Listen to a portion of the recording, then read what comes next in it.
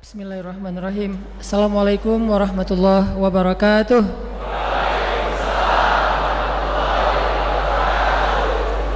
Sehat semuanya? Masih betah? Sendiri?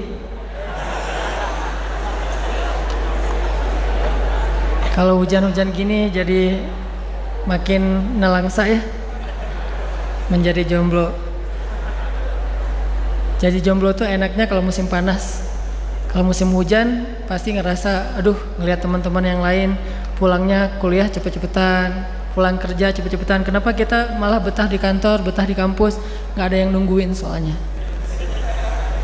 Jadi saya juga kalau taklim pengen cepat pulang, banyak yang nungguin, istri dan anak-anak. Jadi kalau yang betah itikafnya lama dari maghrib, isya sampai subuh pasti jomblo. Kalau udah nikah kok masih itikaf, ada masalah kayaknya di rumah ya. Baik, bismillahirrahmanirrahim. Alhamdulillahirabbil alamin, wassalatu wassalamu ala asyrafil anbiya'i wal mursalin wa ala alihi wa sahbihi ajmain. Teman-teman yang dirahmati Allah Subhanahu wa taala, hari ini kita akan bahas satu ayat. Dua ayat, ding. Coba teman-teman buka surat Al-Insyirah atau surat Asy-Syarah.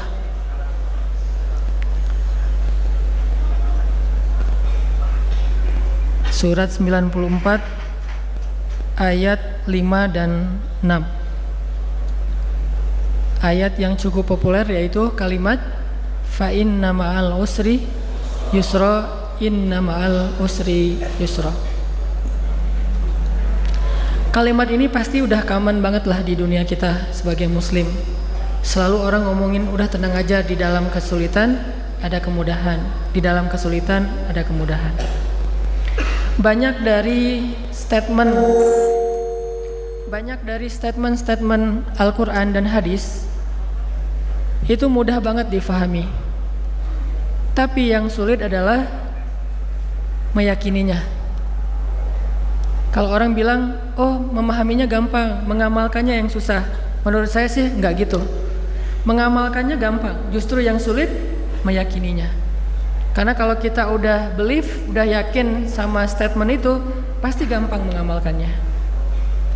Kayak misalnya kita ada kalimat hasbiyallah wa ni'mal wakil.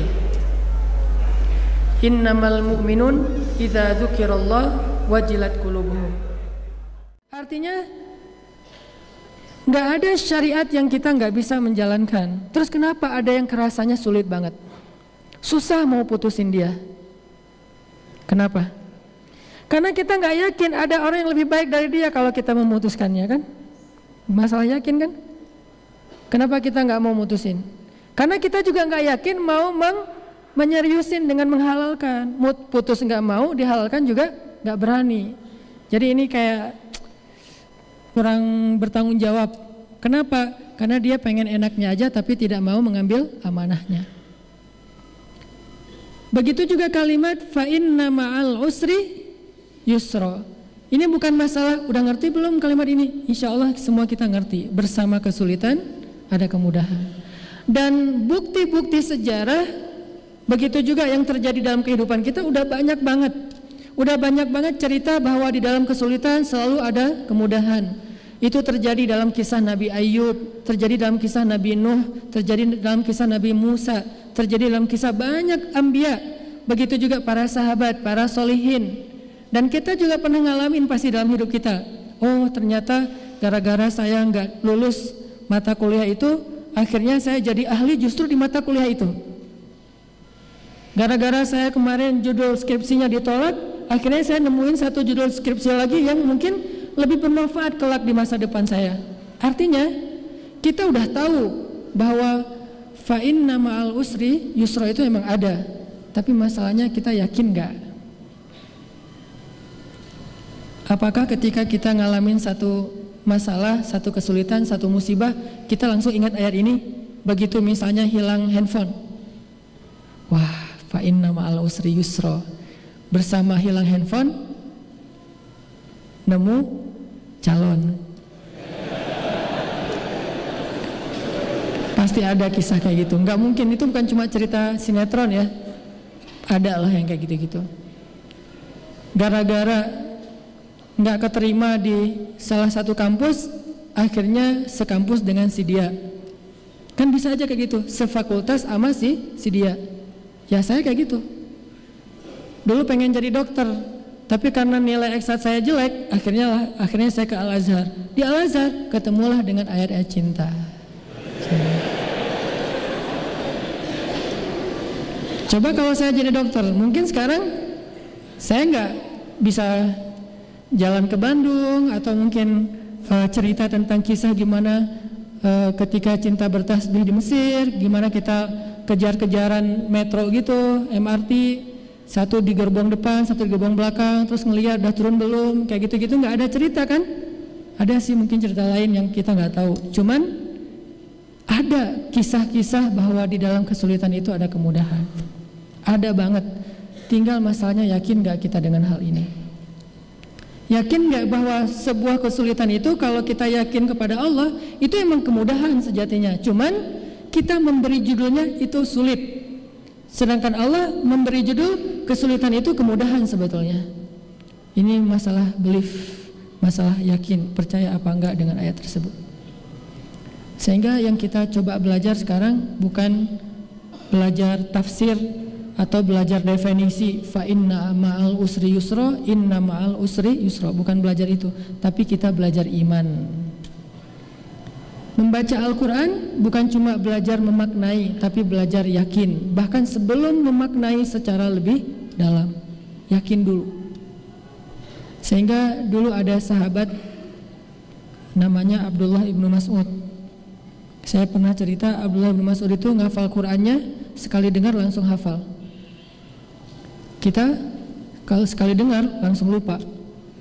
Gak usah Al-Quran, nomor handphone aja susah diingat ya, kecuali nomor handphone si dia. Lagi-lagi pernah lupa akun mantan? Lupa? Saya juga udah lupa ya.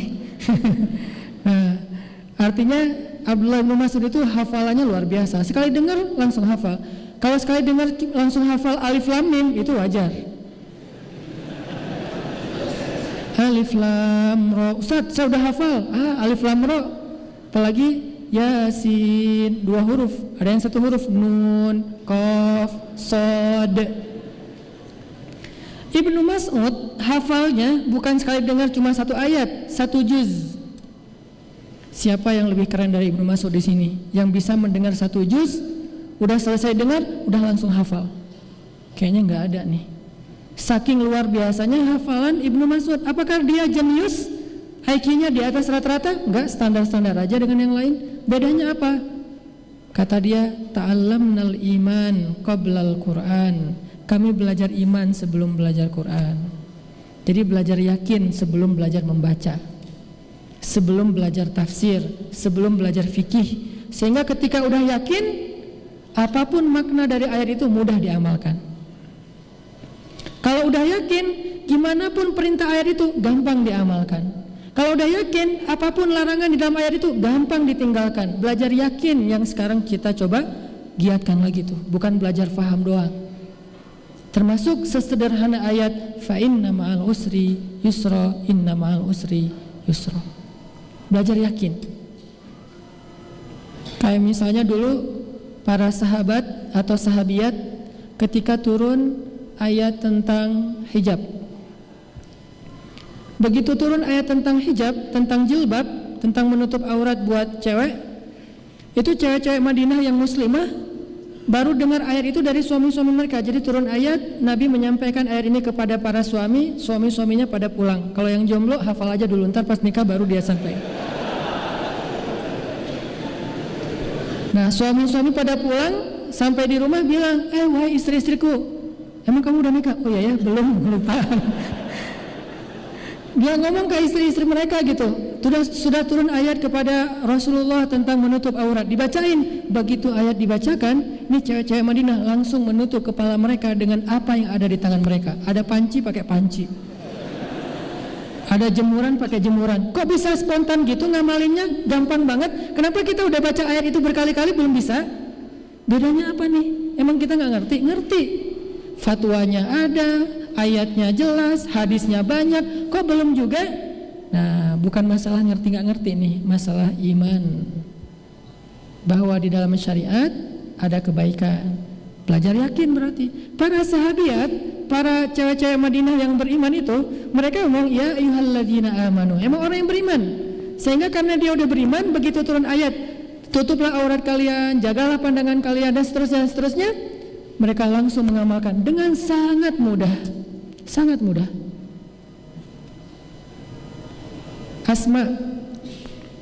Asma kakaknya ya salah satu di antara keluarga Aisyah. Ketika turun perintah berhijrah, kakaknya Aisyah, anaknya Abu Bakar. Ketika turun perintah berhijrah, maka Asma langsung mempersiapkan segala bekalnya Rasulullah SAW. Gak banyak nanya, kenapa sih harus hijrah segala, ribet banget sih hidup. Kan Mekah itu kota kita sendiri, kenapain harus pindah-pindah jauh-jauh ke Madinah? Mereka gak banyak tanya, kenapa? Kenapa mudah banget mengamalkan Islam di zaman itu? Karena mereka udah belajar yakin 13 tahun di Mekah. Belajar yakin. Kalau bahasa agamanya belajar iman. Ini yang teman-teman kita coba belajar. Belajar yakin ini bukan cuma dengar wawasan di dalam taklim. Kalau duduk dalam majelis taklim ini namanya taskif. Taskif itu nambah wawasan. Nggak semua wawasan itu bisa nambah iman. Makanya para ulama mengatakan yang disebut dengan ilmu yang menambah iman. Kalau wawasan yang menambah pengetahuan. Bisa aja pengetahuannya banyak tapi iman nggak bertambah. Bisa banget tuh. Kalau untuk wawasan doang, kita cukup otodidak, dengar YouTube, dengar booster di Instagram, baca buku, baca Google, bisa nambah wawasan. Tapi nambah iman ada trik-triknya. Gimana caranya kita bisa yakin banget dengan satu ayat sehingga mengamalkan ayat itu menjadi mudah. Fa inna ma'al usri yusra, inna ma'al usri yusra. Kayak misalnya ada ayat وَلَنَبْلُوَنَّكُمْ بِشَيْءٍ مِّنَ الْخَوْفِ وَالْجُوعِ وَنَقْصٍ مِّنَ الْأَمْوَالِ وَالْأَنفُسِ وَالثَّمَرَاتِ وَبَشِّرِ الصَّابِرِينَ. Kalimat itu aja, gak usah panjang-panjang deh. Kalau nggak sanggup hafal satu ayat, ujungnya aja وَبَشِّرِ الصَّابِرِينَ وَبَشِّرِ الصَّابِرِينَ الَّذِينَ إِذَا أَصَابَتْهُمْ مُصِيبَةٌ قَالُوا إِنَّا لِلَّهِ وَإِنَّا إِلَيْهِ رَاجِعُونَ. Sampaikan berita gembira kepada orang sabar. Nah, kalau kita udah yakin dengan kalimat وَبَشِّرِ الصَّابِرِينَ, sampaikan berita gembira kepada orang sabar, kenapa lagi kita masih nanya sabar-sabar sampai kapan? Pertanyaan itu karena kita belum yakin. Sabar-sabar emang gampang sabar? Sebetulnya gampang kalau kita yakin. Masalahnya gimana belajar yakin bahwa sabar itu memang berita gembira. Pertolongan Allah itu emang datangnya lewat sholat dan sabar. Jadi kita teman-teman, yuk dalam majelis-majelis ilmu itu jangan hanya mencari wawasan. Materi yang Ustaz sampaikan saya udah tahu. Ya memang. Kalau teman-teman mencari materi yang teman-teman belum tahu, kayaknya dengan kapasitas saya yang terbatas, susah dapat sesuatu yang baru. Ilmu saya pas-pasan. Mungkin teman-teman harus belajar ke profesor. Dan profesor di bidang agama di Indonesia gak sebanyak di Mesir. Kalau kita dengar taklim di Mesir, itu yang nyampein tuh rata-rata profesor senior. Emang ilmunya luar biasa. Kita mencatat tuh, dulu kan belum ada handphone ya, masa-masa tahun 2000 awal, itu belum terlalu common dengan handphone. Jadi kita nyatat sampai pegal gitu nyatetnya. Wawasan. Para sahabat gak semuanya belajar punya wawasan yang luas. Sekelas Bilal, wawasannya gimana? Tapi kenapa Bilal begitu baik dalam menjalankan Islam padahal wawasannya pas-pasan? Karena dia belajar iman. Begitu dia masuk Islam, dia belajar iman. Ahadun ahad, cuma satu kata coba. Satu kata itu bisa membuat hidup dia berubah drastis. Belajar iman, cuma satu kata. Makanya dulu di zaman tabi'in itu generasi keberapa teman-teman? Generasi kedua setelah sahabat. Ada cerita lucu nih di zaman tabi'in. Ada seorang sahabat, ada seorang tabi'in baru masuk Islam, orang Badui. Terus udah selesai masuk Islam, dia diajak naik haji, berangkat ke Mekah.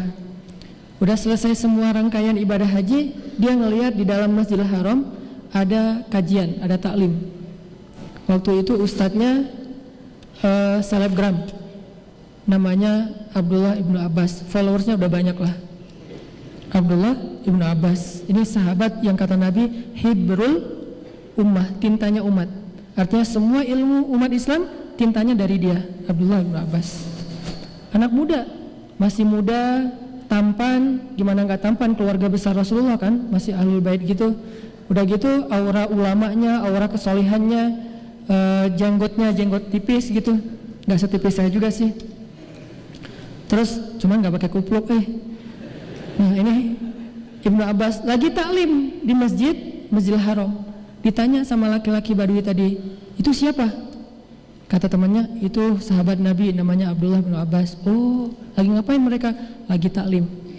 Akhirnya dia penasaran, kepo, datang hadir dalam majelis ilmu. Pas dia datang, ternyata taklimnya udah selesai, tinggal doa penutup udah selesai. Salaman satu persatu, paling belakang dia datang, salaman. Udah selesai salaman, dia lupa dengan nama yang tadi disebutin. Tadi namanya siapa ya? Namanya juga orang Badui. Badui itu kalau kita orang kampung banget lah, orang pelosok. Dia lupa, akhirnya dia cuma ngomong gini, bro gitu, manggilnya bro, kalau bahasa Arabnya akhi. Jadi manggil Ibnu Abbas akhi, padahal itu ulama kan harusnya manggil sayyidi atau syekh atau maulana, tapi manggilnya akhi. Bro gitu. Ibnu Abbas senyum, ada apa? Saya baru masuk Islam, ajarkan saya tentang Islam supaya saya bisa taat sama Allah. Oh, ya udah, duduk dulu sebentar, duduk. Mau nggak saya bacakan ayat Al-Quran kepada kamu? Dia nanya, Al-Quran itu apa? Dia nggak tahu Al-Quran. Al-Quran itu firman Allah. Oh, ada juga gitu-gituan ya di dalam Islam, kata dia. Ada. Oh ya udah deh, bacain aja. Dibacalah satu ayat oleh Ibnu Abbas. Dibacain ayat tentang sedekah. Baru dibaca selesai satu ayat sedekah, dia langsung stop. Hasbuk, hasbuk. Assalamualaikum, waalaikumsalam. Pulang dia. Cuma dengan satu ayat. Dia pulang ke kampungnya, dia keluarkan hartanya sedekah aja selama setahun. Setiap hari sedekah, sedekah, sedekah, sedekah. Kenapa di ayat itu dikatakan sedekah itu akan melipat gandakan harta? Cuman itu doang modal dia. Oh, berarti kalau mau lipat ganda harta bukan dagang, tapi sedekah. Dan dia believe. Kalau kita kan berlogika rumitnya. Kalau dia saking polosnya, nggak pakai logika yang rumit, pakainya iman. Oh, berarti ada cara yang lebih jitu lagi buat jadi orang kaya, bukan berdagang, tapi sedekah. Tapi dia tetap berdagang, cuman sedekahnya rajin. Setiap hari sedekah, makin kaya raya. Oh, bener banget nih, harus ketemu lagi nih sama orang itu. Haji lagi tahun depan, ketemu lagi. Nah sekarang dia udah hafal namanya. Ya Syekh Abdullah, udah kenalan, udah ta'arufan, udah selesai gitu. Nanya, boleh saya ajarin lagi tentang Islam? Kata Abdullah, mau saya lanjutkan ayatnya? Masih ada kelanjutan ayatnya? Dia nggak tahu kalau ayat itu masih ada kelanjutan. Dibacain lagi ayat. Tentang apa? Ayat tentang puasa. Assalamualaikum, waalaikumsalam, pulang. Setiap 2 hari sekali dia puasa. Puasa Daud, puasa aja. Balik lagi, dibacain ayat tentang akidah, tentang kebesaran Allah, tentang akhirat, tentang kematian, tentang kiamat. Akhirnya dia salaman, pulang meninggal. Coba lihat, semudah itu mengamalkan Islam, bukan karena dia punya wawasan yang luas, bukan karena dia seorang ilmuwan yang luar biasa, bukan ulama, tapi karena dia yakin. Satu ayat dia yakin, langsung amalkan. Satu ayat dia yakin, langsung amalkan. Belajar yakin. Ini yang kita coba tanamkan dalam diri kita. Setiap kita hadir dalam majelis ilmu, saya pengen dapat yakin nih. Dan gak bisa sekali kalau belajar yakin. Mungkin ayat yang sama harus berulang kali kita dengar, harus berulang kali kita resapi, kita hayati, baru muncul yakin dalam hati kita. Kalau hanya sekali, oh saya udah tahu, besok yang kemarin lagi, padahal saya udah tahu, berarti cari wawasan. Kalau kita mendengar materi yang sama atau dengan tema yang sama walaupun materinya agak sedikit berbeda, berarti kita masih belum kuat yakin dalam bab itu, sehingga kita dengerin lagi sampai benar-benar yakin. termasuk fa inna ma'al usri yusra, inna ma'al usri yusra. Salah satu di antara kisah Al-Quran yang cukup panjang dan jelas gimana benarnya kalimat fa inna ma'al usri yusra itu adalah kisah Yusuf alaihissalam. Teman-teman kalau misalnya penasaran, nanti di rumah coba deh ulang-ulang surat Yusuf. Memang suratnya agak panjang, makanya baca mungkin beberapa minggu, satu hari dapat satu halaman, dihayati dengan terjemah pastinya. Nanti teman-teman akan mengerti, ternyata benar ya, dalam kisah Yusuf kaidah fa inna ma'al usri yusra, inna ma'al usri yusra itu berlaku banget dalam kisah Yusuf. Dan kalau kita membaca kisah Yusuf sampai tuntas, kesimpulannya kita akan mengatakan untung juga dulu Yusuf dilemparkan ke dalam sumur. Kalau dia nggak dilemparkan ke dalam sumur oleh kakak-kakaknya, mungkin selamanya dia hanya menjadi orang biasa di kampungnya. Tapi dengan asbab dia dimusuhi oleh kakak-kakaknya yang dengki, lalu dilemparkan ke dalam sumur yang dangkal, cuman untuk anak kecil susah naik ke atas, ditemukan oleh musafir, dijadikan budak, diperjualbelikan, masuk ke istana, terus ada fitnah cewek di istana, masuk lagi ke dalam penjara. Oh, untung dulu dia difitnah oleh cewek itu, sehingga dia masuk ke dalam penjara. Kenapa? Justru di dalam penjara dia menunjukkan sebuah keahlian yang kemudian nanti buat dia naik, buat dia melejit manggung, eksis. Apa keahliannya? Mentafsirkan mimpi.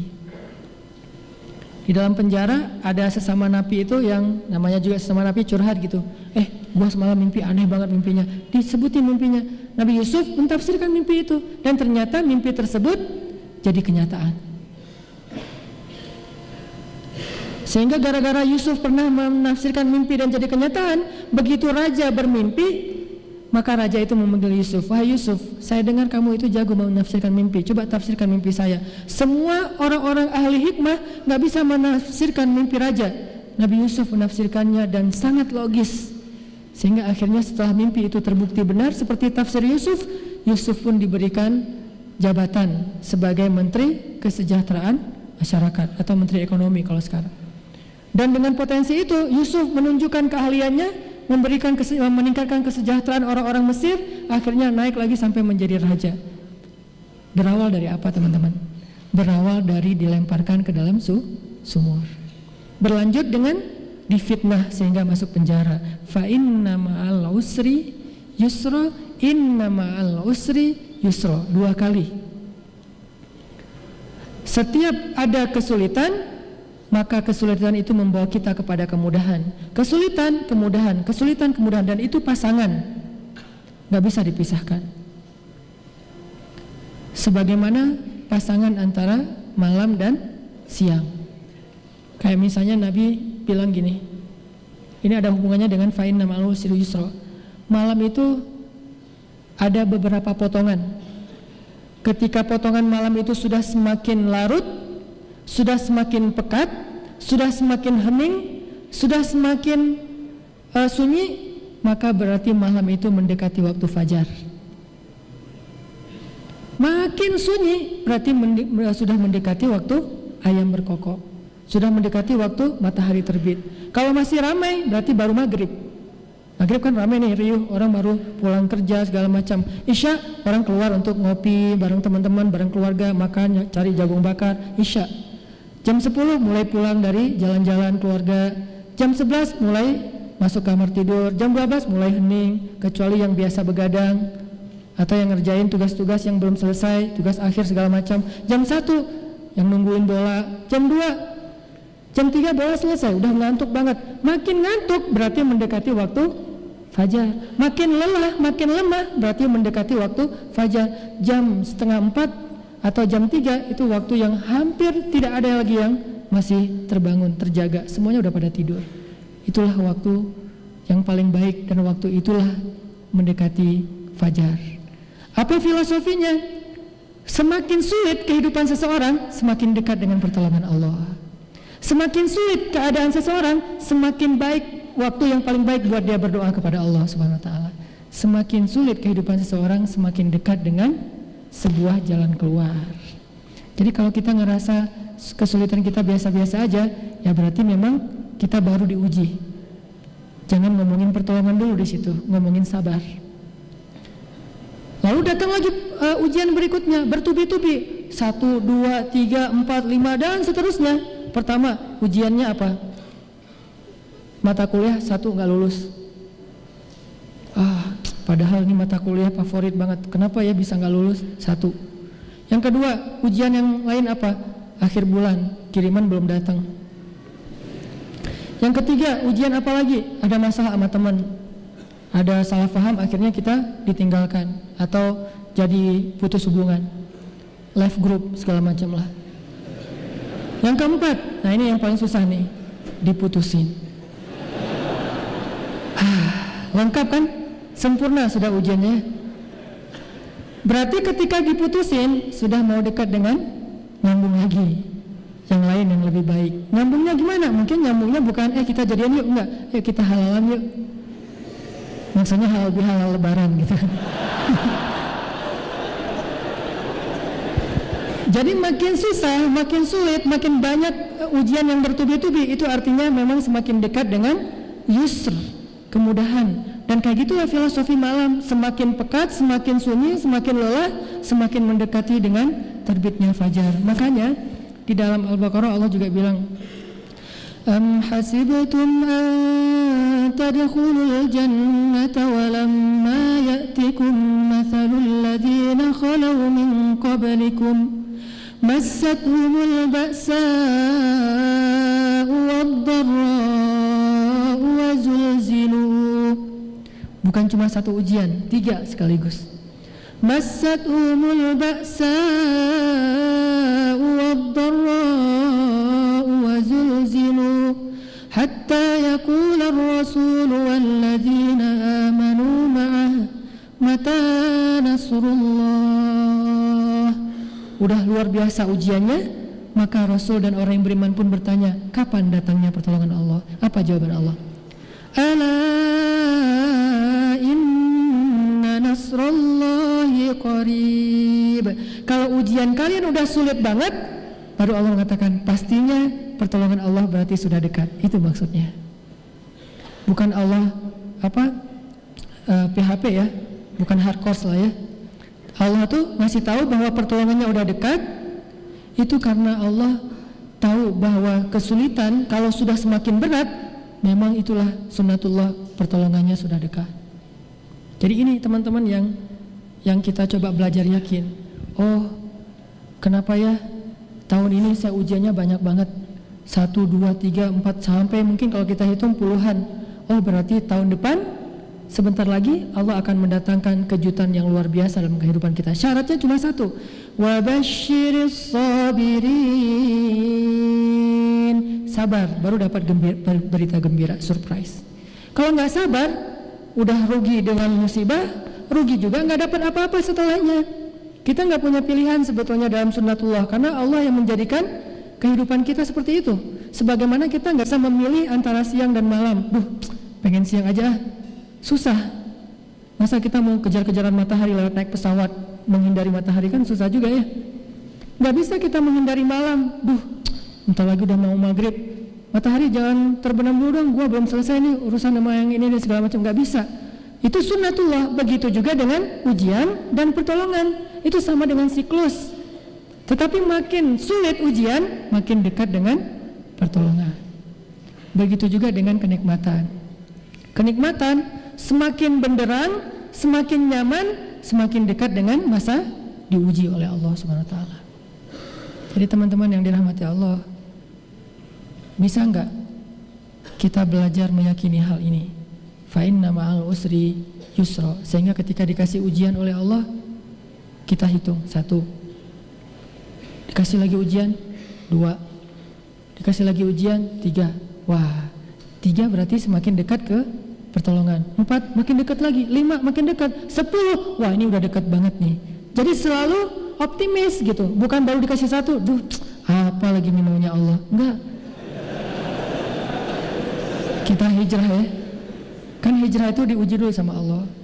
Dan Allah memperlakukan itu bukan kita doang ya teman-teman, biar kita nggak salah paham tentang Allah. Seolah-olah Allah itu curangnya cuma sama kita doang.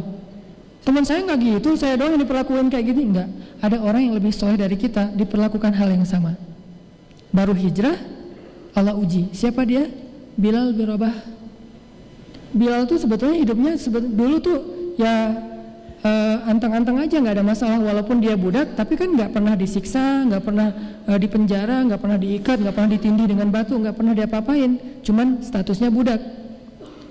Hidupnya nyaman, walaupun tidak berlebihan harta. Begitu masuk Islam, ketahuan pula, ini Allah yang mentakdirkan ketahuan nih sebagai ujian buat dia. Dia lagi sholat, ketahuan sama Umayyah bin Khalaf, ditangkap, diikat, disiksa, dicambuk dengan cambuk yang ujungnya tuh kayak kail gitu, sampai nyobek kulit dan daging, kelihatan tulang punggungnya. Wah, dicambuk berhari-hari, berminggu-minggu. Berarti ada yang lebih soleh dari kita pun Allah menggunakan sunnah yang sama untuk melihat keimanannya itu benar atau hanya basa-basi.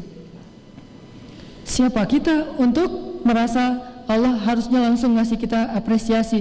Toh masa lalu kita itu harusnya menjadi tebusan masa sekarang untuk masa lalu kita. Oh, kalau dulu saya banyak dosa, berarti sekarang saya harus siap-siap dengan ujian lebih banyak. Walaupun kenyataannya Allah tidak pernah memberikan kepada kita ujian melebihi dari hak kita. Ujian yang kita udah dapetin itu teman-teman udah didiskon sama Allah. Itu yang kita belajar husnuzon. Gimana pun beratnya ujian kita, itu hasil diskon Allah tuh. Kalau nggak didiskon sama Allah, harusnya kita dapat ujian lebih berat dari itu. Kenapa? Karena kita layak mendapatkan musibah sebesar itu akan dosa-dosa kita di masa lalu.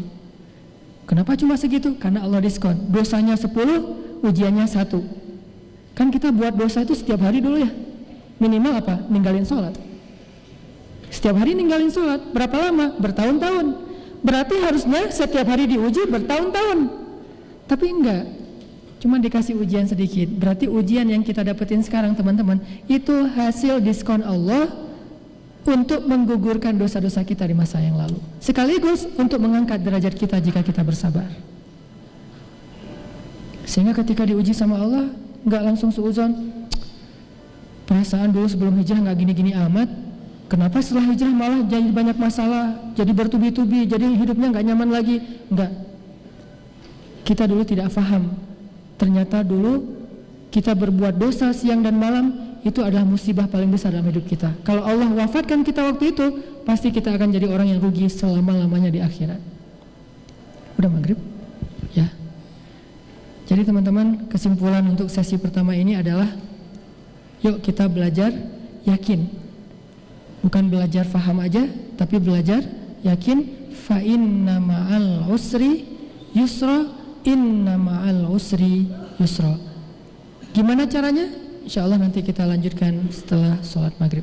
Barakallahu li wa lakum. Kawan yang dirahmati Allah Subhanahu wa taala,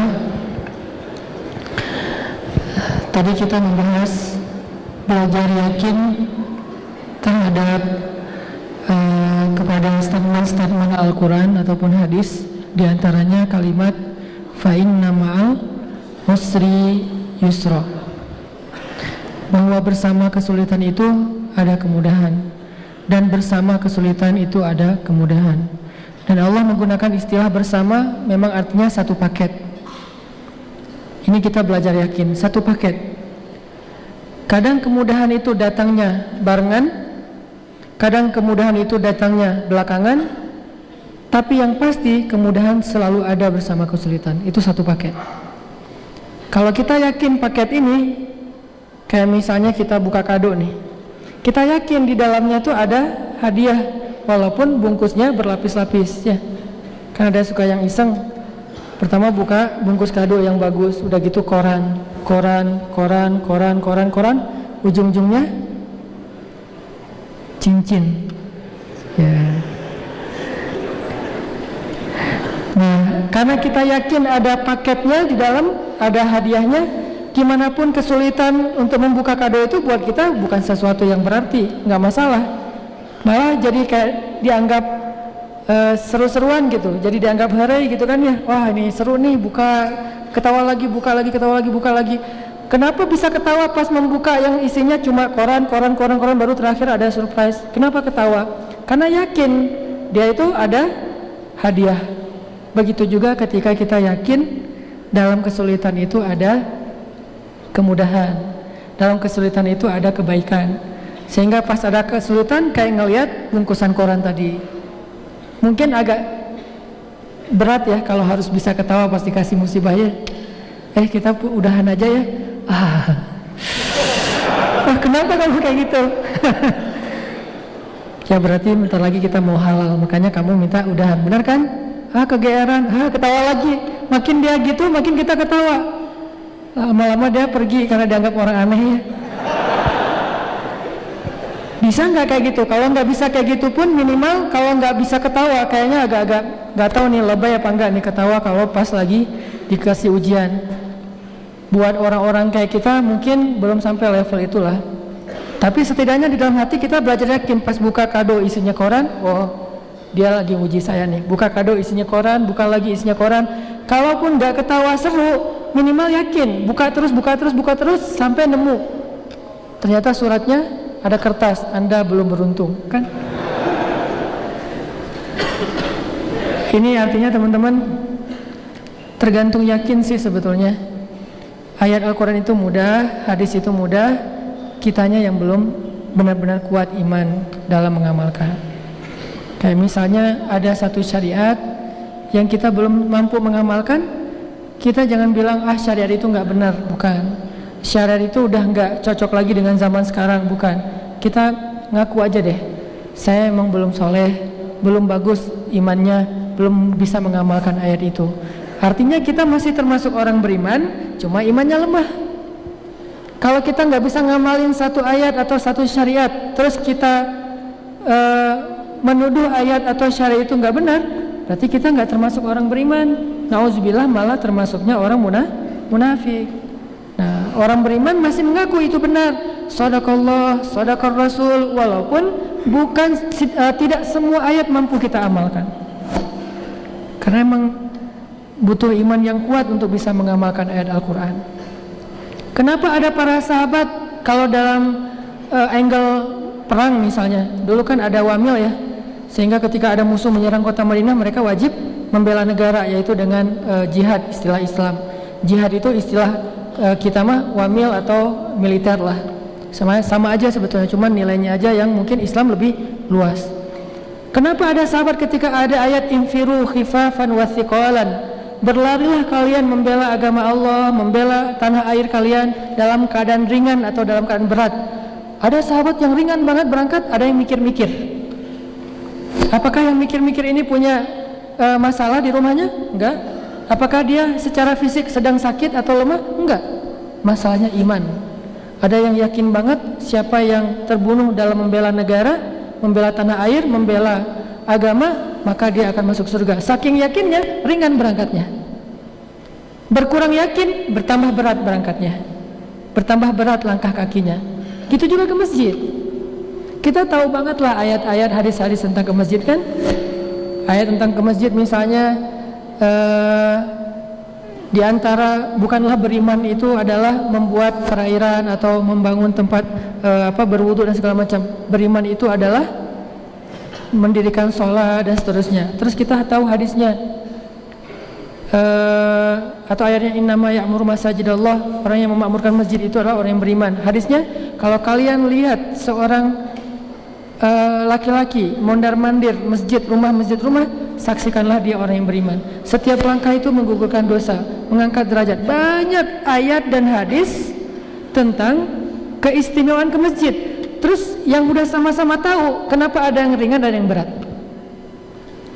Lebih simpel lagi, sholat subuh. Mungkin, atau saya yakin kita semua tahu lah fadilah sholat subuh, keistimewaan sholat subuh. Apa keistimewaannya? Satu, sholat subuh itu bacaannya didengar dan disaksikan oleh para malaikat. Artinya ada khusus malaikat yang Allah turunkan untuk nyaksiin sholat subuh. Terus sholat yang lain nggak disaksikan, cuman ada khusus malaikat yang nggak turun kecuali di sholat subuh. Sholat-sholat yang lain banyak malaikat yang mencatat, tapi ada satu sholat yaitu sholat subuh, malaikat yang mencatatnya bukan cuma malaikat yang reguler, tapi ada malaikat istimewa khusus datang cuma waktu subuh, mencatat siapa yang sholat subuh, menyaksikan, Allah menyaksikan. lalu nanti mereka akan bersaksi di hadapan Allah, dia orang beriman ya Allah, saya jadi saksinya, kata malaikat.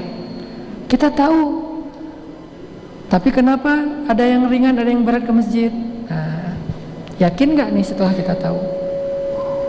Dan yakin itu bukan kalimat tahu ada akhirat, yakin ada akhirat. Yakin itu rasa memang udah mantep gitu, emang benar-benar ada, dan kita emang benar-benar butuh itu. Belum lagi nanti ada hadis, siapa yang salat subuh berjamaah, maka dia berada di dalam jaminan Allah. Arti berada dalam jaminan Allah, ada ulama bilang Allah menjamin dia itu orang beriman. Ada ulama juga bilang Allah menjamin hidupnya hari itu akan Allah tolong dari semua masalah. Ada juga ulama bilang Allah menjamin kalau hari itu dia meninggal masuk surga, terbebas dari api neraka. Kita tahu juga tuh hadis. Kadang kita mendengar dari seorang ustadz berceramah, tapi kenapa ada waktunya kita mampu berjalan dengan ringan, ada waktunya kita berat untuk bahkan membuka mata kita dari tidur. Itulah kenapa dalam Islam ada istilah, teman-teman, tajdidul iman, memperbaharui yakin. Iman kita itu harus dicas terus, karena kalau iman kita kuat, ringan semua amal soleh itu. Pasti kita pernah ngerasain masa-masa lagi ngejos ya, sholat ke masjid terus sehari 5 kali, kalau perlu sehari 6 kali, tahajud juga di masjid. Saking solehnya ya, tahajud juga di masjid, dan itu boleh di masjid, boleh di rumah, nggak masalah. Terus puasa Senin Kamis, tilawah 1 hari 1 juz. Terus apalagi sedekah semampunya, berbuat baik kepada orang lain, bantu teman, hormat pada orang tua. Pokoknya luar biasa amalannya. Ada masa-masa kayak gitu. Sholat langsung nangis, imam belum baca kita udah nangis. Allahu Akbar, nangis gitu ya. Dia baru takbir udah nangis. Kenapa? Lagi hatinya tuh dapat banget, lagi ngeklik gitu. Baper iman tuh seru banget loh, lebih seru daripada baper gara-gara ngelihat dia jalan sama orang lain. Itu mah baper sakit, kalau ini baper bahagia. Itu luar biasa. Pernah nggak kita baper dalam urusan amal soleh? Sholat baper, namanya khusyuk. Tilawah baper, namanya tadabbur. Apalagi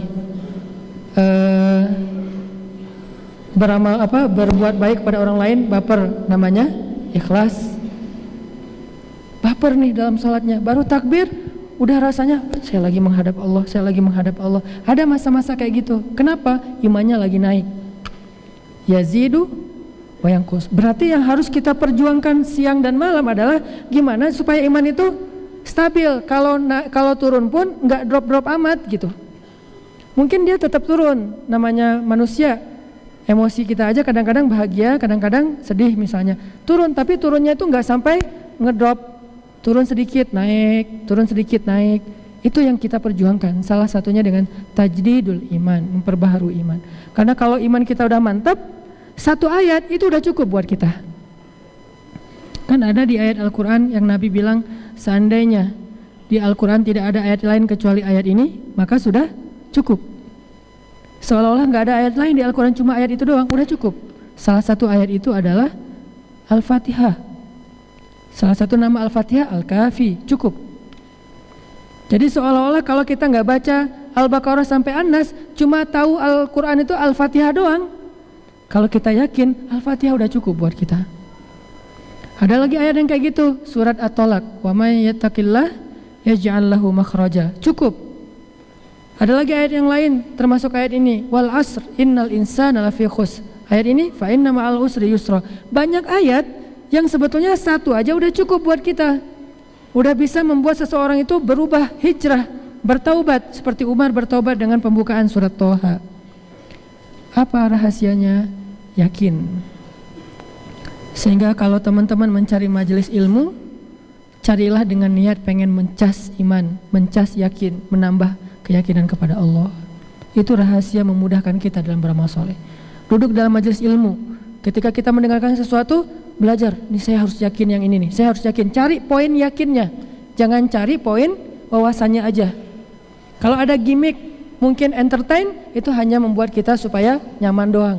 Tapi bukan itu intinya. cari poin mana yakinnya, mana yakinnya, mana yakinnya. Makin banyak dapat poin yakin, maka kita mendapatkan banyak kebaikan dalam majelis itu. Namanya boleh apa aja, kayak misalnya saya menyebut istilah akidah, kalau beberapa ulama atau ustadz menyebutnya dengan istilah akidah yang terbagi kepada rububiyah, uluhiyah, asma, sifat. Itu kan teori akidah kan ya.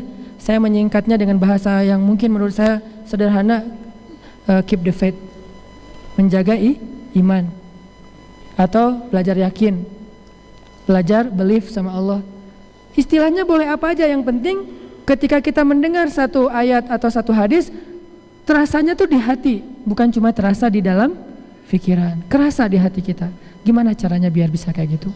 Kalau udah bisa gitu, ringan banget ngamalin ayat Al-Quran, ringan banget beramal soleh, termasuk fa inna ma'al usri yusra, jadi ringan. Gimana caranya teman-teman? Caranya yang pertama tadi, tajdid, perbaharui. Gak bisa sekaligus kita mantap imannya, harus terus dicas. Dan iman itu yangkus karena dosa-dosa. Kalau kita ngerasa hari-hari kita itu banyak dosa, berarti kita harus menebusnya dengan lebih banyak lagi tajdid, lebih banyak lagi memperbaharui iman. Salah satu cara memperbaharui iman, duduk dalam majelis ilmu kayak gini nih. Ngapain sih sering-sering amat duduk dalam majelis ilmu? Sama kayak kita mencari hiburan. Teman-teman emang dengar musik seminggu sekali? Tiap hari kan? Kita mungkin bagi yang senang musik setiap hari dengar musik. Kenapa? Setiap hari butuh hiburan. Berarti sama aja, setiap hari juga butuh nambah iman. Berarti setiap hari juga dengar nasihat. Musik-musik yang halal, yang baik, yang mubah, kita setiap hari dengar. Kayak misalnya saya senang dengan musik-musik yang motivasi. Atau kalau di Inggris itu ada political rapper, Loke. Kan dia nge-rap tapi pesan-pesan kemanusiaan ya. Saya suka banget dengar Loke berulang-ulang. Kenapa? Karena kalau dengar itu jadi kayak ngecas spirit kemanusiaan gitu. Wah, jadi sok-sok empati gitu, sok merasa peduli kepada yang lain gara-gara terpancing oleh lirik-lirik Loke-nya misalnya. Kalau kita berhibur dengan musik aja setiap hari, nggak merasa ngapain sih dengan musik, kan kemarin udah, minggu depan lagi deh, kan nggak ngomong gitu kan? Setiap hari berhibur, berangkat ke kantor, ke kampus, ke sekolah, dengerin musik, pulang dengerin musik. Kalau naik kendaraan roda 4 misalnya, atau bahkan pakai earphone. Kalau kayak gitu, berarti mendengar nasihat juga sama. Kita butuh setiap hari, walaupun mungkin nggak lama, paling setengah jam sambil kita nyepedaan, naik gunung, turun gunung pas hari libur, atau sambil kita naik motor ke kampus, pulang kampus, pakai di offline dulu misalnya, atau di save, taruh di HP kita playlist, dengerin dari kos-kosan ke kampus, selesai satu tausiah Ustadz Abdul Somad. Lumayan kan dapat ilmu. Kalau Ustadz Abdul Somad mungkin lebih ke bab hukum, ini boleh, yang ini nggak boleh. Wah, saya tapi belum bisa ngamalin yang bolehnya, belum bisa ninggalin yang nggak bolehnya, gimana nih? Dengar lagi booster-booster yang bisa buat kita semangat, iman, tajdid. Kayak gitu terus. Itulah kenapa para sahabat kok mudah mengamalkan, karena iman mereka itu diperbaharui terus oleh Rasulullah. Kalau mereka duduk di samping Nabi, pasti Nabi ngomongin tentang kebesaran Allah. Allah itu, kemana-mana ngomongin tentang Allah, akhirat. Emang Nabi nggak bosan? Justru supaya menjaga stamina iman sahabat, Nabi kayak gitu terus. Dijaga tuh sama Nabi. Jalan ngelewat ada satu bangkai onta saibah, onta yang udah dipotong telinganya. Kalau dalam kepercayaan orang Arab jahiliyah, onta yang udah dipotong telinganya itu artinya pembawa sial. Jangankan jadi bangkai, masih hidup aja mereka nggak mau deket-deket sama onta kayak gitu. Nggak dikendarain, nggak diminum susunya, nggak dimakan dagingnya. Saibah. Nah, ternyata ada seekor saibah, bukan cuma masih hidup, udah jadi bangkai, udah keluar belatung dari perutnya, udah bau. Sehingga ketika Nabi dan sahabat ngelewatin jalan itu, ada bangkainya, mereka tutup hidung. Terus Nabi bilang, ayo siapa yang pengen beli bangkai ini? Dibawa pulang ke rumah, kata Nabi. Sahabat heran, terus sahabat nanya, ya Rasul, dikasih gratis juga, kita nggak mau bangkai kayak gitu. Jangankan matinya udah jadi bangkai, hidup juga kita nggak mau. Saibah soalnya. Apalagi udah mati, apalagi disuruh beli. Saking tidak berharganya bangkai itu. Terus Nabi bilang apa? Sesungguhnya dunia di mata Allah lebih rendah nilainya daripada bangkai ini di mata kalian. Ada analogi. Oh, jadi nambah lagi iman. Jalan lagi nih, Nabi lagi touring sama sahabat. Touring. Makanya saya bilang banyak main, banyak manfaat. Nabi main sama sahabat touring, jalan bareng-bareng. Satu kafilah gede, lewatin padang pasir. Padang pasir itu kan kayak kita ke hutan belantara yang gak ada lampu. Jadi langit kelihatan jelas terang gitu. Malam itu malam purnama. Bulan purnamanya itu sempurna. Gede bulannya. Warnanya sempurna, tidak ada awan satupun, cerah, bening. Sehingga para sahabat ketika sudah istirahat dari touring, mereka istirahat dulu di sebuah rest area. Lalu mereka tiduran di pasir. Jadi istirahatnya itu bukan cari tahu Sumedang ya. Istirahatnya tiduran di pasir. Tiduran di pasir semuanya pada hening, nggak ada yang bicara sepatah kata pun. Semuanya pada tiduran. Ngapain? Ngelihat bulan. Tidur, bayangin orang tidur jumlahnya ribuan. Tidur semuanya ngelihat bulan sambil istirahat. Tiba-tiba Nabi ngomong, "Wahai sahabat-sahabat, apakah kalian suka melihat bulan itu?" Kata mereka, "Suka-suka ya Rasulullah." Maka sesungguhnya seperti itulah penduduk surga melihat wajah Allah nanti di dalam surga. Nambah lagi iman. Dicas terus sama Nabi. Ketemu apa aja, Nabi menyampaikan satu nasihat yang bisa ngecas, nambah iman, nambah yakin, nambah dekat sama Allah. Nah, kayak ginilah kita dalam hidup harusnya. Kita cas keimanan kita biar yakin. Caranya salah satunya dengan mendengar nasihat. Kalau kita nggak bisa mendengar nasihat setiap hari lewat majelis ilmu, karena emang realitasnya kita punya banyak kesibukan lain, nggak harus setiap hari ikut taklim. Tapi kan sekarang kita hidup di era multimedia yang luar biasa. Bisa dengar, bisa nonton, bisa baca, banyak broadcast segala macam. Nah, ini semuanya untuk nambah iman. Tujuannya nambah iman. Kalau ada satu broadcast yang cuma nambah nafsu, gimana nambah nafsu? Nambah nafsu marah sama saudara kita sesama muslim karena saling menghujat, saling menyalahkan. Nah, ini nggak usah dibaca, langsung delete aja. Kalau udah sering kayak gitu, mending left group aja deh. Karena kerjaannya debat aja, debat fikih. Yang satu kunut, yang satu nggak kunut, yang satu ini bid'ah, yang ini nggak bid'ah. Capek. Karena dua-duanya ternyata ada pendapat ulama, yang ini ulama, yang ini ulama. Tinggal kita mana yang paling kita yakin, ikutin. Yang kita ikutin juga ulama, bukan ngikutin diri sendiri. Cari yang bisa nambah iman, bukan yang nambah emosi. Yang buat kita, wah, habis dapat broadcast langsung sholat 2 rakaat. Broadcast tentang apa? Keutamaan 2 rakaat duha. Habis dapat broadcast langsung bertasbih. Broadcastnya apa? Ada 2 kalimat yang mudah diucapkan tetapi berat di timbangan, dan Allah suka banget sama kalimat itu. Apa? Subhanallahi wa bihamdi, subhanallahil azim. Kan ringan banget tuh. Kita baca nih, wah, subhanallahi wa bihamdi, subhanallahil azim. Enak kan? Diingatkan. Makanya teman-teman, kalau kita nggak bisa pun lewat itu, kita punya teman-teman yang soleh yang saling mengingatkan. Sehingga Nabi mengatakan teman yang baik itu adalah teman yang bisa mengingatkan kita kepada Allah Subhanahu Wa Taala. Termasuk teman hidup yang baik itu adalah teman hidup yang bisa mengingatkan kita kepada Allah. Wa ja'alna lil muttaqina imama. Hening gini Padahal saya baru bahas teman hidup loh. Belum ada harapan ya, masih jauh. Ya udah deh, bulan sabitnya, hilalnya belum tampak. Jadi teman-teman, tips pertama gimana caranya biar kita mudah mengamalkan ayat kayak gini, fa inna ma'al usri yusra. Kita harus dinasehatkan oleh orang lain. Begitu kita ada masalah, udah fa inna ma'al usri yusra, kata teman kita. Makanya kenapa salah satu yang didahulukan dalam mencari pasangan hidup adalah din, agama. Biar kalau kita lagi drop, lagi lemah, lagi labil, dia yang ngingetin kita. Mau cari rezeki nih, cari rezeki yang halal, susah. Ada tawaran, syubhat atau haram, tapi mudah.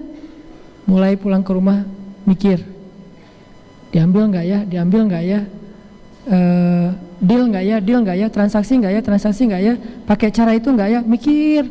Istri kita bilang, kan Allah yang ngasih rezeki. Jadi kalau kita tinggalkan itu nggak akan hilang rezeki kita karena sumbernya ada di Allah. Oh bener mah bener. Nah ini namanya nasihat nih. Kalau istri kita tidak paham tentang nasihat-nasihat kayak gini, justru dia yang nyuruh kita ambil. Pak, udah nggak usah terlalu fanatik lah Pak, ambil aja. Kan gitu kan? Agama mah nggak mempersulit hidup umatnya, umat lagi istilahnya. Padahal harusnya agama tidak mempersulit hidup hamba Allah. Nah artinya kita butuh seseorang yang menguatkan kita ketika kita lemah. Teman sahabat kita, kalau misalnya kita lagi malas ke masjid, azan tuh, ya lu aja duluan, gua ntar belakangan nyusul. Oh ya udah nggak apa-apa, gua duluan ya. Kan yang duluan ke masjid duluan masuk surga kata dia. Oh gitu, udah gua lari. Akhirnya lomba lari ke masjid. Nggak ada sih adegan kayak gitu. Ini mah contoh doang ya, bisa aja kayak gitu. Terutama pas kita lagi ngedrop teman-teman. Pas kita lagi lemah, dalam istilah ulama itu disebut futur. Ketika kita lagi drop, teman kita yang ngingetin. Kayak saya pernah cerita dulu lagi lemah, semangat imannya hampir kebawa sama teman yang bisnis properti dengan cara-cara yang saya nggak yakin itu boleh apa enggak. Mulai galau, kayaknya cara dia nih bagus juga nih, bisa mempercepat aset, jumlah aset. Pulang mikir gitu, ngomong sama istri, jangan-jangan kita terlalu idealis ya, kayaknya fikihnya nggak gitu-gitu amat deh. Mulai cari-cari celah nih. Istri bilang, nggak apa-apa kalau kita meninggalkan sesuatu karena Allah, Allah ganti dengan yang lebih baik. Wah bener banget tuh mah, mama emang diingatkan kan. Makanya butuh pengingat, alarm yang membuat kita aware lagi ketika kita lagi dalam keadaan lupa. Satu, pengingat, ngecas iman, majelis ilmu, nasihat. Yang kedua gimana? Supaya kita makin yakin dengan satu statement Allah dari Rasulullah sehingga mudah mengamalkan. Kita dengarkan cerita-cerita orang yang berhasil membuktikan ayat itu secara nyata. Baik cerita itu ada di Al-Quran, ada di hadis, atau dari teman kita sendiri. Kayak misalnya di Al-Quran, fa inna ma'al usri yusra, ada cerita Yusuf, baca cerita Yusuf. Atau baca cerita Siti Hajar, ini lebih luar biasa lagi nih.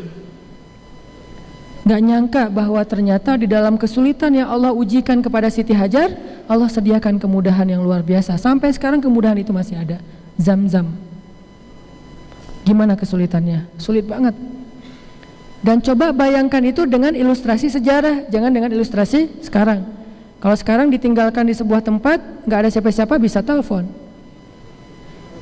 Kalau misalnya ditinggalkan di sebuah tempat, masih ada tempat lain yang kita bisa deketin, atau ada kampung apa. Enggak, pada masa itu tidak ada telepon, tidak ada penduduk, murni seorang diri di tengah padang pasir. Ibrahim ngajak Siti Hajar, Hajar ikut saya. Ya, ikut. Waktu itu Hajar bawa anak bayi, ikut. Hajar nggak pernah nanya, Mas, Kang mau kemana ini teh? Nggak pernah. Kang Ibrahim misalnya mau kemana? Nggak pernah. Si Akang teh nggak pernah ngasih tahu mau kemana, pokoknya jalan aja. Hajar sami'na wa ata'na, ikut aja pokoknya. Insya Allah yang namanya Ibrahim, suami yang soleh ini nggak mungkin membawa istrinya kepada kecelakaan, pasti membawa kepada kebaikan. Bawa ikut, jalan kaki lagi tuh dari Palestina ke Mekah. Naik pesawat aja 2 jam, berarti dari Jakarta Surabaya, Jakarta Medan 2 jam jalan kaki. Berhari-hari, berminggu-minggu, sampailah di tengah padang pasir, bahkan padang batu yang tidak ada kehidupan. Biwadin ghairi dzi zar'in, di sebuah lembah yang bahkan tidak ada tanaman yang tumbuh di sana, saking keringnya, tidak ada air. Kata Ibrahim, Hajar, kita berhenti di sini, ya, tinggal di situ. Hari pertama masih santai, masih ada bekal makanan. Hari kedua, hari ketiga Ibrahim bilang, ya Hajar, saya akan meninggalkan kamu di sini, kembali ke Palestina. Disitulah Hajar mulai sedikit goyah, nanya, ya Ibrahim, kenapa engkau tinggalkan kami di sini? Engkau lihat tidak ada siapa-siapa di sini, tidak ada air, bahkan bagaimana kami bisa hidup, wahai Ibrahim? Sementara anak kita masih kecil, dan seterusnya dan seterusnya. Ibrahim tidak menjawab, langsung pergi. Dipanggil-panggil oleh Hajar, ya Ibrahim, ya Ibrahim. Ibrahim tidak menoleh ke belakang. Tiba-tiba Hajar bertanya, Allahu amaraka bihadza? Ya Ibrahim, Allahkah yang menyuruh kamu melakukan ini? Ibrahim berhenti, tanda ya ini perintah Allah, lalu melanjutkan lagi perjalanan. Kemudian Hajar mengatakan, kalau ini adalah perintah Allah, la yudayya'anallahu idzan, maka Allah nggak mungkin mengecewakan kami. Iman. Berangkatlah wahai Ibrahim. Berangkat Ibrahim. Hajar marah? Nggak marah sama sekali. Tahu berapa lama ditinggalkan? 13 tahun. Nggak ada. Ibrahim udah sampai di mana? Udah makan belum? WA gitu, japri. Hajar, jangan lupa ya sholat, atau jangan lupa ya air tuh diambil dari ujung batu sana segala macam. Nggak ada WA-WAan, nggak ada japri. Putus kontak selama 13 tahun. Sampai anaknya udah usia 13 tahun kurang lebih, datang lagi Ibrahim. Pas datang lagi Ibrahim, baru beberapa hari, nak, ayah mimpi nih, mimpi apa ya? Nyembelih kamu. Ayah nih nggak bener nih. Udah ninggalin 13 tahun, datang-datang pengen nyembelih. Apakah Ismail ngomong gitu? Enggak sama sekali. Berarti apa? Selama ini 13 tahun Hajar mendidik Ismail dengan luar biasa, sampai Ismail tidak pernah sama sekali ada sedikit pun kekecewaan kepada ayahnya. Kalau kita pasti udah kecewa banget kan sama ayah kita. Dia bukan ayah saya Ustadz, dia mentelantarkan saya dari kecil. Ibrahim 13 tahun kemudian datang, ayah kita mungkin datang pengen baikan lagi sama kita kan. Maafin ayah ya, mungkin ayah selama ini silap, ayah mau hijrah, mau taubat, pengen balikan sama kita. Kalau Ibrahim datang bukan pengen baikan, pengen nyembelih. Coba. Tapi saking baiknya pendidikan Hajar kepada Ismail, Ismail nggak marah.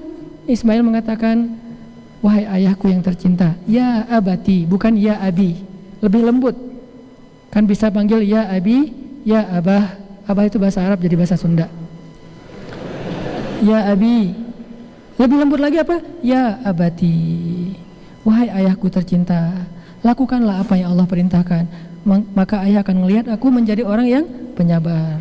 Ismail senyum kepada ayahnya. Ditaruh oleh Ibrahim, ditidurkan, dibaringkan, kemudian ditaruh goloknya di leher Ismail yang udah tajam banget, ditarik dikit udah langsung. Ismail melihat ke arah ayahnya sambil tersenyum mengatakan, wahai ayah, kalau ayah nggak tega, mending ayah tutup aja wajah aku biar nggak kelihatan wajahnya. Ibrahim nutup wajahnya Ismail. Masih belum ditarik, wahai ayah, sampaikan salam aku kepada ibu, bilang aku sayang banget sama ibu. Masih ngomong gitu, tapi jangan sampai ibu tahu ya, khawatir ibu akan sedih. Maka tutuplah tubuh ayah dengan kain supaya nggak bercak darahnya Ismail kena di pakaian Ibrahim. Ditutup. Udah siap mau ditarik. Pas mau ditarik oleh Ibrahim, Allah tahan tangannya Ibrahim. Ya Ibrahim, qad saddaqtar ru'ya. Wahai Ibrahim, engkau telah membenarkan mimpi atau wahyu itu. Maka Allah mencabut perintahnya kepada untuk menyembelih Ismail. Tiba-tiba Allah bilang, angkat Ismail. Keluarlah seekor domba dari batu. Lagi-lagi saya pernah bilang, bukan seperti di kartun kita baca dulu waktu kecil ya. Komik-komik dulu kan Ismail tiba-tiba jadi hewan kan ya. Ismail dibaringkan, ditutup pakai kain, pas mau disembelih ternyata yang disembelih adalah hewan. Terus Ismailnya kemana? Gitu kan? Wah, Ismail jadi hewan. Ismail dibangunkan, lalu datanglah seekor hewan disembelih sama Ibrahim. Coba lihat pendidikan Hajar. Ini kalau kita imajinasikan sejarah baru kita paham, oh ternyata bisa gitu ya Hajar mendidik Ismail, seorang diri 13 tahun ditinggalkan, gak punya bekal apa-apa, jauh pula, gak ada kontak sama sekali, SMS satu kata pun gak ada, salam gak ada, gimana kabarnya hari ini, gak ada sama sekali, murni ditinggalkan 13 tahun, tapi anaknya itu baik banget ke orang tuanya. Berarti pendidikan Hajar luar biasa. Kenapa? Karena Hajar yakin sama Allah, berlindungnya ke Allah, bukan bergantung kepada makhluk. Kalau kita bergantungnya ke Allah, gak gampang kecewa sama makhluk. Kenapa kita gampang kecewa sama makhluk? Karena kita terlalu banyak menggantungkan hidup sama orang itu. Sedikit aja kehidupan kita jadi gak nyaman, kita akan jadikan dia sebagai kambing hitam, kita salahkan dia, kita kecewa sama dia. Tapi kalau kita bergantungnya ke Allah, ke makhluk justru kita pengennya berbuat baik, bukan mendapatkan kebaikan. Kalau kepada makhluk kita pengen memberi, bukan diberi.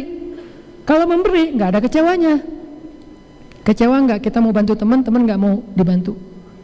Gua kecewa banget sama dia. Kenapa?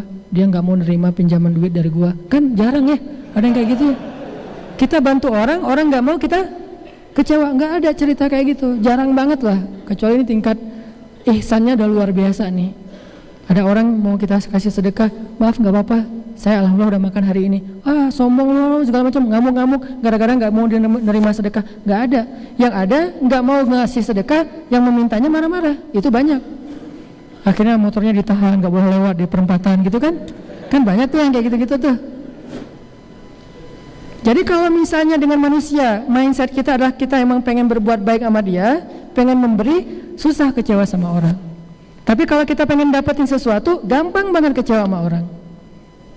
Makanya kalau kita bergantungnya ke Allah, ke suami itu nggak gampang kecewa, ke istri itu nggak gampang kecewa. Kenapa? Kita gantungnya ke Allah, tapi pengen berbuat baiknya kepada manusia. Ke istri, ke suami cuma mikirin, hari ini saya harus buat baik apa ya kepada pasangan saya. Hari ini kok saya senyumnya baru beberapa kali doang, hari ini peluknya udah 20 detik belum? Kan minimal 20 detik sehari. Minimal ya. Rata-rata sih 1 jam lah kurang lebih. Jadi nggak kemana-mana ya, meluk aja ya jadinya, nggak benar juga sih. Minimal 20 detik. Kita tanya, hari ini saya udah bantu dia belum ya? Hari ini saya udah maafin dia belum ya? Hari ini apa yang bisa kita kasih kepada orang itu? Emang nggak gampang sih. Makanya kita belajar nih, belajar memperbaharui dari hal-hal kecil dulu deh, dan dari orang-orang terdekat dulu, karena mereka lebih berhak dapat kebaikan kita. Ibu. Kalau kita bergantung kepada ibu, kita akan gampang kecewa sama ibu kita. Tapi kalau kita niatnya emang pengen pengen berbuat baik kepada ibu, gimana kita akan kecewa?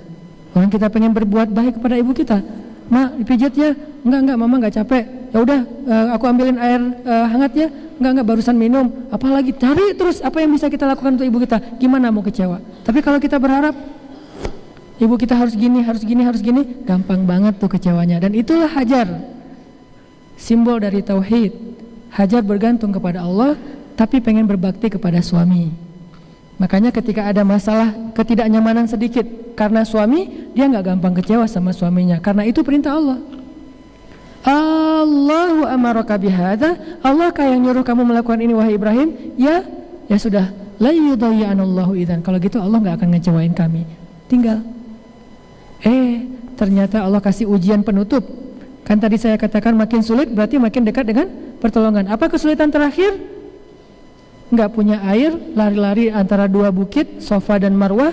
Anaknya nangis-nangis, takut kehabisan, dehidrasi, kehabisan air, akhirnya meninggal. Wah, panik nih. Makin panik, saking paniknya, coba bayangin saking paniknya Hajar mondar-mandir di bukit yang sama. Itu menunjukkan dia panik banget tuh. Kalau udah tahu nggak ada air, ngapain ke situ lagi kan ya? Tapi kenapa 7 kali di situ aja? Kesaking paniknya melihat anaknya udah menjerit-jerit dan kasihan, sampai udah lama nangis, suara nangisnya itu udah hampir nggak kedengaran.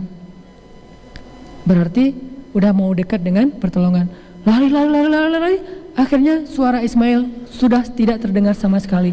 Jangan-jangan dalam pikiran Hajar langsung lari ke arah Ismail. Anakku. Pas udah deket, ngelihat seorang laki-laki dengan jubah putih segala macam, pakai jaket putih, ada tulisan shift-nya. Wah, jubah putih megangin Ismail, lagi ngasih minum dari sebuah kayak gelas emas dari surga. Terus pas didekati, orang itu pergi, ternyata di bawah kaki Ismail sudah keluar mata air yang sampai hari ini tidak pernah lagi berhenti mengalir. Maka teman-teman belajar dari sejarah-sejarah itu, belajar dari pengalaman orang-orang untuk nambah iman, sehingga kita yakin benar emang fa inna ma'al usri yusra, inna ma'al usri yusra. Ya, banyak hal yang kita pengen belajar malam ini, tapi karena waktu kita terbatas, cuman sampai sholat isya, makanya dimulai dari jam 5 tadi. Insyaallah setiap pekan kita coba terus tajdid, perbaharui iman kita. Saya tidak menjanjikan nambah wawasan, tapi saya berusaha untuk sama-sama, saya juga termasuk lagi belajar. Yuk kita kuatkan lagi iman kita kepada Allah, karena kalau iman kuat baru mudah beramal soleh. Kalau iman lemah, amal paling ringan pun jadi berat. Baca satu ayat aja tuh berat banget kalau iman lemah, tapi baca satu juz ringan kalau iman lagi kuat. Barakallahu li wa lakum. Wassalamualaikum warahmatullahi wabarakatuh.